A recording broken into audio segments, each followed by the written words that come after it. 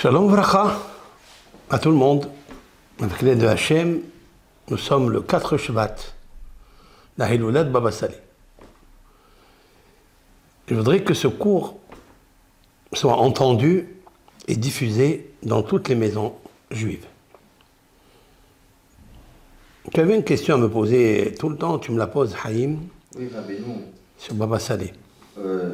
On parle de Baba Salé, que c'est une âme exceptionnelle, une âme, tu as dit une âme universelle. D'abord, qu'est-ce que ça veut dire une âme universelle? Et c'est vrai qu'on entend beaucoup parler de Baba Salé, mais cette année, on a entendu encore plus. On voit que tous les rabbinim, tout confondu, toutes les tendances juives, religieuses, non religieuses, ils ont tous parlé de Baba Salé, des nissim, de ce qu'il a fait, etc. Alors, quel est ce phénomène, Rabbeinu? Avant de parler de Baba Salé, je voudrais allumer d'abord la bougie pour sa grande Neshama, qu'elle nous protège, qu'elle protège l'Am Israël, qu'elle protège le monde entier. Et on expliquera en fait quelle est sa qualité principale et d'où il a tiré ça.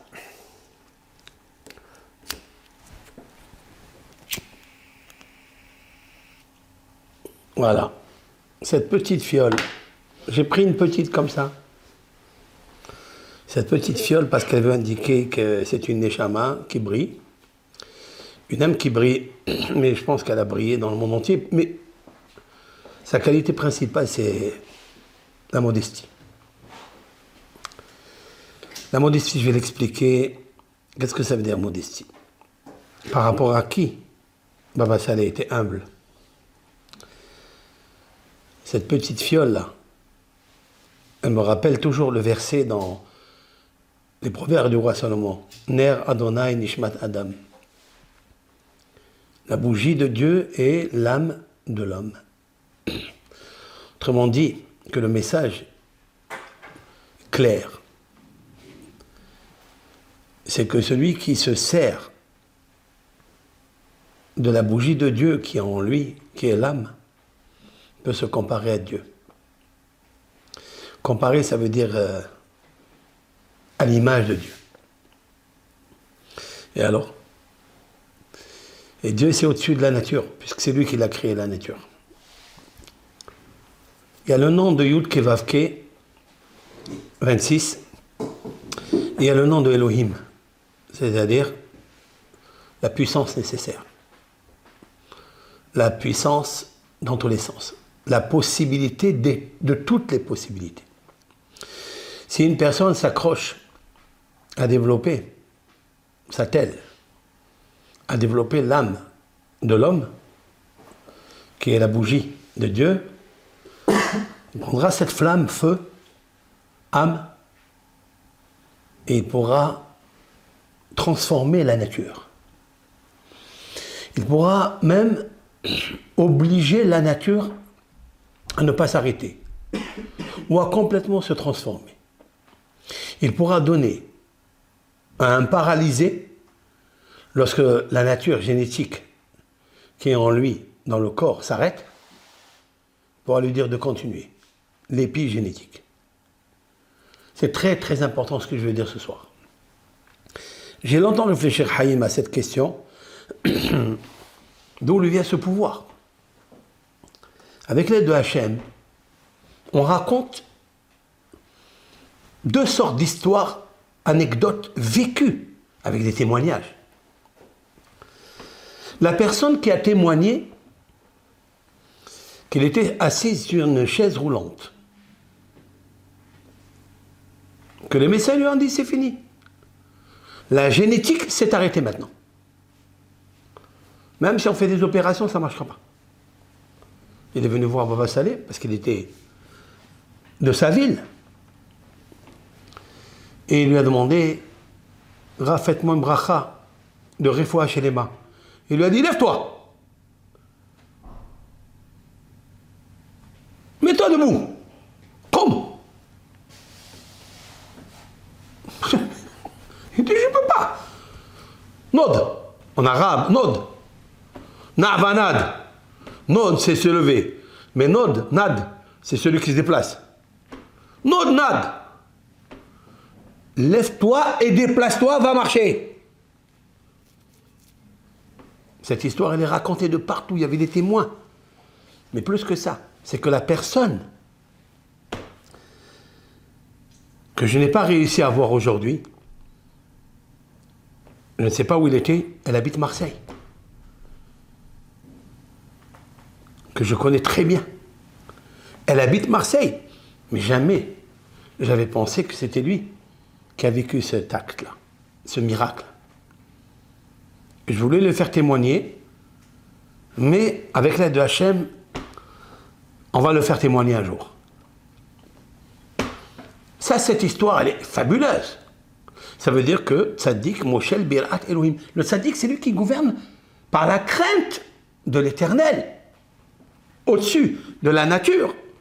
Eh bien, Kadiboukhou, il peut changer la nature grâce à ce nom-là, Elohim. C'est clair? Clair. Maintenant, l'histoire du harak ou de l'eau. La personne qui est venue le voir avec son fils qui buvait, qui absorbait 18 médicaments. Et il lui a dit, prends ces médicaments, tu les jettes à la poubelle devant moi. Il lui dit, voilà, prends cette goutte d'eau, tu boiras à chaque moment, à l'heure où tu prends les médicaments, tu prends une goutte d'eau de cette bouteille-là. Il a fait ce qu'il lui a demandé Baba Salé, tout a disparu. Il a guéri. Le père lui-même raconte cela. L'histoire aussi, que tout le monde connaît, qu'ils assistaient à une fête, et le propriétaire, il lui dit, ah Baba Salé, il n'y a plus de harak. Il n'y a plus le harak, il n'y a plus le mahia. La liqueur. Il lui a dit, donne-moi la bouteille. Il cache la bouteille, et il verse. Et il donne, il puise, et il donne, il puise, et il donne, il puise, et il donne. Mais oui, d'où il puise? La bouteille fait 1 litre, 2 litres. D'où il sort cette mahia? D'où il sort le harak? Alors on se demande la question. Mais qui est cet homme? Qui est cet homme-là? Quel est son pouvoir? La réponse est Tzaddik Moshel Birat Elohim. Le Tzaddik, il gouverne la nature. Non mais ça va, je veux comprendre. Il gouverne la nature. Mais s'il y a, la nature, elle a 75 millilitres ou 75 centilitres ou 1 litre, il ne peut pas en faire un puits, un fleuve. C'est pas possible. Oui, c'est possible. Alors je me suis tout de suite posé la question, est-ce que Baba Salé n'a pas une racine d'une grande âme d'un prophète que nous connaissons tous? Comment il s'appelle? Elisha Hanavi. Elisha, c'est quoi Elisha? Élisée. D'ailleurs, Élisée, il était dans le champ. C'est pour ça qu'on appelle champ d'Élysée. Il était dans le champ avec Eliyahu Hanavi. Eliyahu Hanavi, il a donné à Elisha, il lui a donné à son disciple, au moment où il montait vers le ciel, il lui a donné une bracha qu'il est la force de 2 Eliyahu Hanavi. C'est-à-dire, Elisha a reçu un pouvoir de Eliyahu double. Les kabbalistes expliquent que Elisha lui a demandé, s'il te plaît, donne-moi les 2 âmes de Nadav et Avihu. Nadav et Avihu, ce sont les enfants d'Aaron qui sont morts dans le temple, à l'inauguration du Mishkan, c'est-à-dire du tabernacle, ils sont morts. Ils s'appellent Nadav et Avihu. Et quand Eliyahu, il lui a dit, je vais te donner Na Beruhacha, Elisha lui demande, donne-moi le double de ton roi Beruhacha, c'est-à-dire dans ton esprit, dans ton âme. Il lui a dit Na, c'est quoi Na? Na, c'est Nun, Nadav, Aleph, Avihu. Nadav, Avihu. Comme ça explique le Ramah Mipano. Rabbeinu Menachem Azaya de Fano, il y a 480 années. C'est incroyable. Donc on voit que Elisha, il a pris une force. D'ailleurs, Elisha, il a fait revivre 2 morts. Et un des morts qu'il a fait revivre, c'est qui? Le bébé, le petit jeune. Le petit bébé de la Shunamite. Je vais parler de ça maintenant. Mais avant d'aller là-bas, je vais vous lire un texte extraordinaire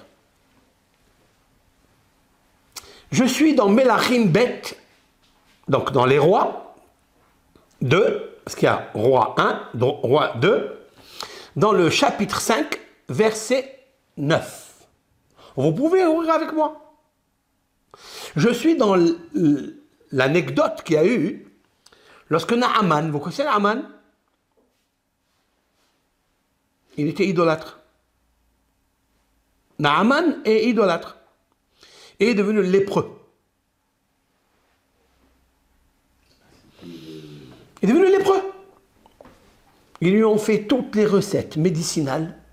Ils lui ont donné tous les comprimés, les antibiotiques. Ils lui ont fait shhor. C'est-à-dire, il avait autour de lui, il était idolâtre, il avait autour de lui les magiciens, les docteurs, les sorciers, tout pour lui enlever cette lèpre. Et rien n'a eu fait. La lèpre, elle s'est collée en lui, elle a commencé à détériorer son corps. Elle a commencé à vieillir, à souffrir. Dieu, Hachem, il a envoyé un Naaman qui était rival à Dieu dans la Avodah Zarah.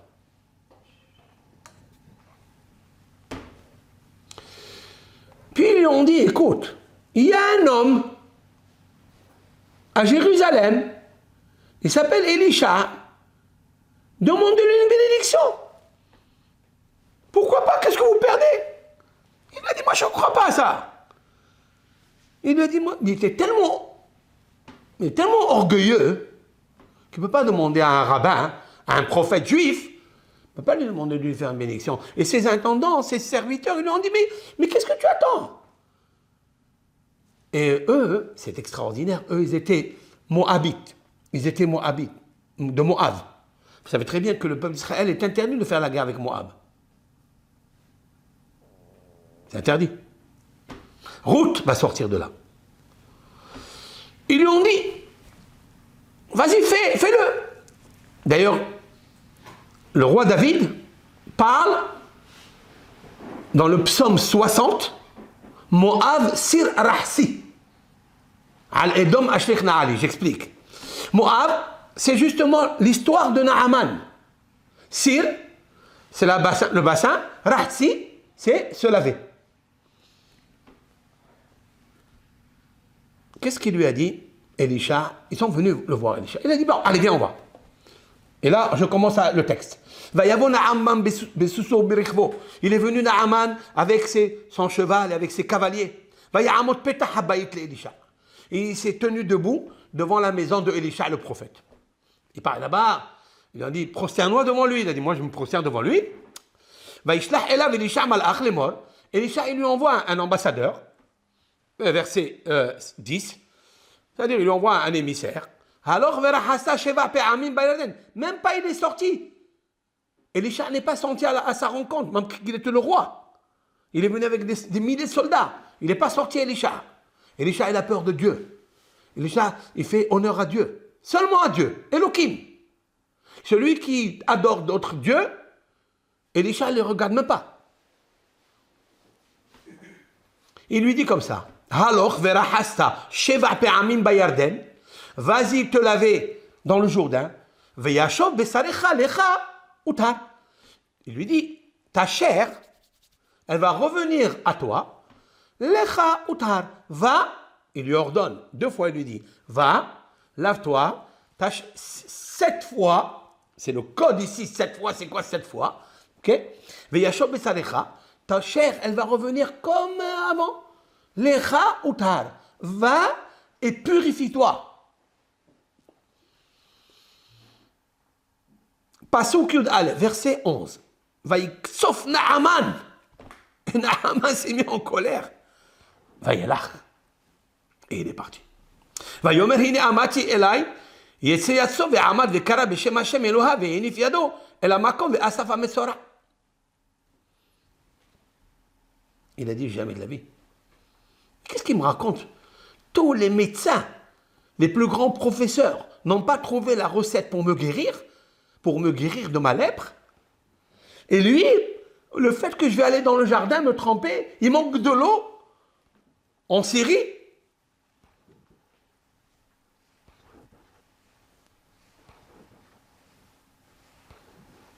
Il s'est mis en colère. Il a dit maintenant je vais adorer plus encore les autres dieux que le Dieu de Elisha. Pasuk Yud Gimel, Veigeshu Avada Veidabero Elav. Ses serviteurs se sont approchés de lui, ils lui ont parlé, ils lui ont dit Avi, Davar Gadol Hanavi Tiber Elecha. Ils lui ont dit, parce qu'ils étaient de Moab, ils savent d'où allait sortir Ruth. Ils savent que Moab, c'est ils ont fait beaucoup de bien à Israël. Alors Ta'aseh ve'afki amar elechar hasutar.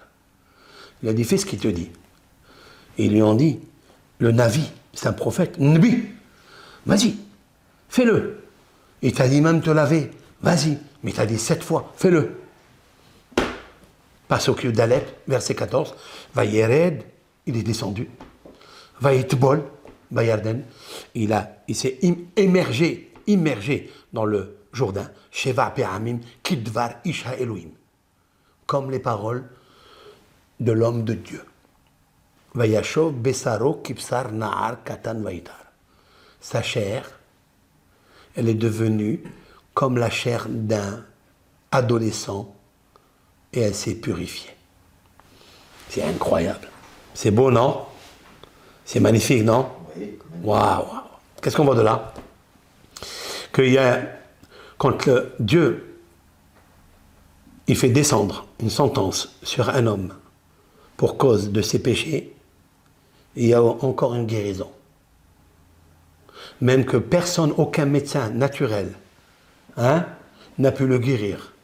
Par toutes les médecines, toutes les propriétés médicinales, ils n'ont pas réussi, mais la parole de Dieu lui a dit Dvar Gadol Hanavi, la parole du prophète. Kidvar Isha Elohim. C'est Elohim, Dieu, qui est au-dessus de la nature. C'est lui qui te guérira la nature de cette lèpre.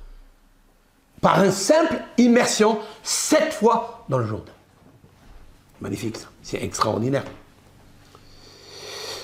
Quand j'ai lu ce texte-là, je regardais dans un seau de lettres. Vous écoutez ce que je suis en train de vous dire? Ça veut dire que l'homme de Dieu, il peut guérir la nature. Il peut transformer la nature. Il peut restaurer la maladie. Il peut la réparer, la guérir. C'est vrai? Je me suis amusé à essayer de trouver ici où est les Baba Salé. Puis vous me suivez? Je vais commencer par le bas, le verset 14. C'est là où il termine. C'est là où il se trempe, il immerge Elisha dans le Jourdain 7 fois, et sa chair, elle devient comme un bébé. Vayered Vayitbol Bayarden. Vous avez vu? Bête. Je monte vers le haut 78 lettres. Pourquoi 78? 3 fois le nom de Dieu. 3 fois le nom de Dieu. Comme la valeur numérique Mazala. C'est comme Mazala? Le Mazal. Mazala, même Zayin Lamed Aleph, même 40 Zayin 7 Lamed 30 Aleph 1, 78. Comme la valeur numérique du mot Lehem, le pain de Dieu. Le pain, la manne, ça s'appelle le pain de Dieu. Elle ne descend qu'avec la parole de Dieu. Supranaturel, cosmique, interplanétaire. Ça n'existe pas dans la nature ici. Ça n'existe pas. Tu trouves encore la lettre bête. Les serviteurs ils lui ont dit, vas-y, encore la lettre bête. Vous montez encore 78 lettres, comme la valeur numérique 3 fois 26, parce que je vais vous expliquer pourquoi. C'est très important. Pourquoi ça tombe ici? Quelle est la lettre? A. Aleph. Aleph. Baba. Bet, Aleph. Baba. Baba, c'est papa. Oui? Papa salé. Après, le même Aleph, je vous avoue que j'ai trouvé par le même Aleph, Baba. Après, vous montez le Aleph. Vous allez monter vers le haut. On va rentrer dans le verset 11 et on va trouver Lecha Utar. Va et purifie-toi. Lamed. Encore 78. 78, toujours 78. Lamed. Et pour continuer, Vayabona Aman Besousso. Le Samer 78, Sousso c'est la lettre, Sousso c'est son cheval. Il est venu Naaman avec son cheval, son cavalier, etc. Sousso, Samer. Baba, Aleph, Lamed, Salé. Maintenant, Salé, il est sa mère, Lamed, Aleph. Vous avez vu comment...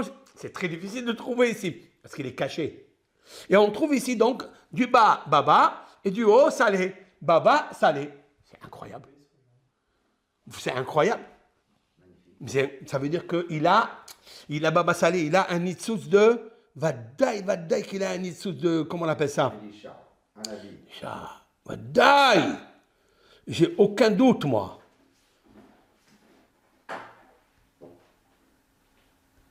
Maintenant, vous allez écouter quelque chose que je vais vous dire. J'ai préparé cette feuille, elle m'a échappé, mais je vais revenir à elle. Vous savez, Baba Salé, on l'appelle Sidna Baba Salé. C'est vrai? C'est quoi Sidna? En arabe, Mon maître, Sidna, c'est Seigneur. Seigneur. C'est comme les rois, les grands chefs d'État en arabe. Ils l'appellent Sidna. Sidna, on l'appelle en arabe. Au Maroc, ils appelaient le Sidna Moulay Hassan, c'est-à-dire Seigneur Moulay Hassan, le roi du Maroc.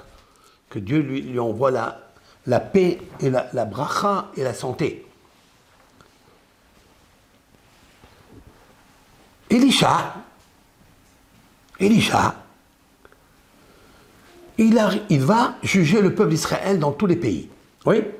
Et puis, il s'arrête toujours chez une femme qui s'appelle la Shunamite. Vous vous rappelez? Elle lui a fait. Nous sommes dans Melachim Bet, toujours dans Melachim, hein? Toujours Perek Bet. Cette fois-ci dans le chapitre 4. Verset 10, encore une fois 10.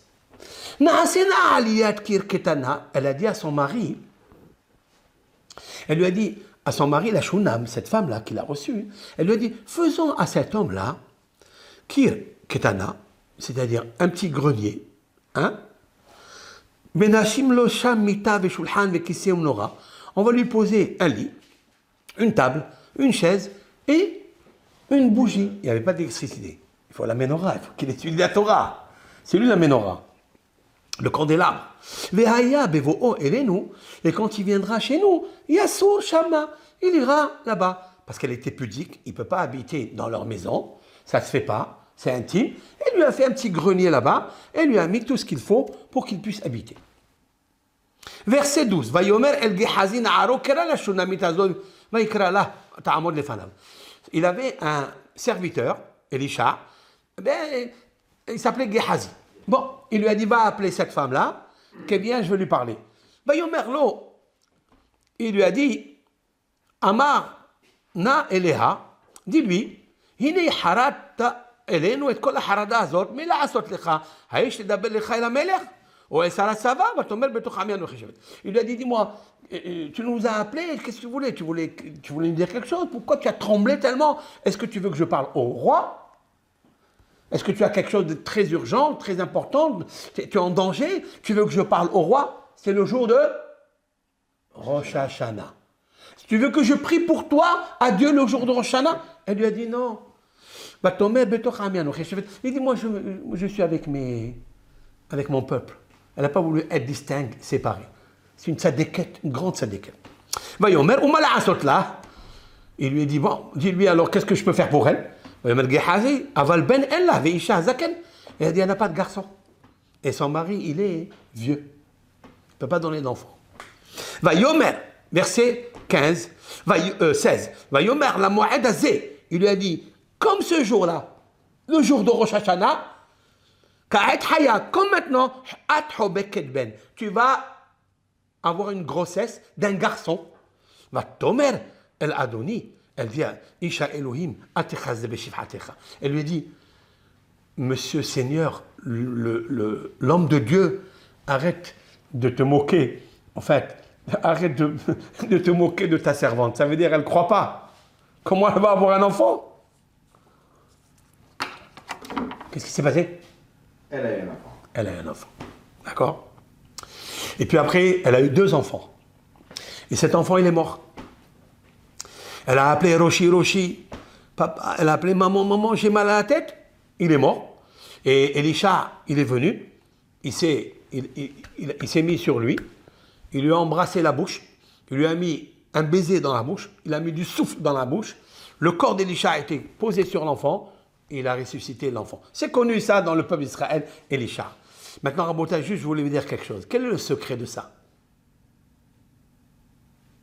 Vous voyez la suite des textes? J'ai cherché.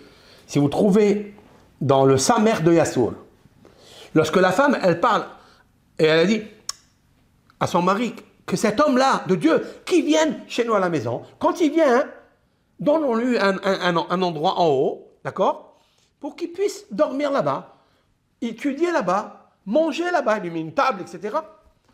Il y a le Samer, oui. Vous comptez 70 lettres, jusqu'en bas. Vous allez trouver 60 lettres, j'ai dit. Qu'est-ce que j'ai dit? 70. Ah, parce que sa mère, c'est 60. Attention, qu'on ne confonde pas. Yassour, Henda, il dit, qui vient là-bas? Qui dort là-bas? Je lui ai préparé tout. Yassour, sa mère, vous allez 70 lettres. C'est quoi 70? Shiram Zekenim. Sod. Sod. Sod, c'est le secret. C'est le mystère.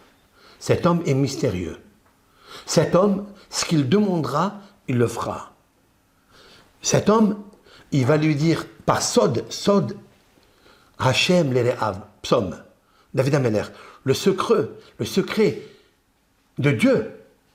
Dieu l'enseigne à ses serviteurs, à ceux qui le craignent. Connaissez ça. Elisha était un homme de Dieu.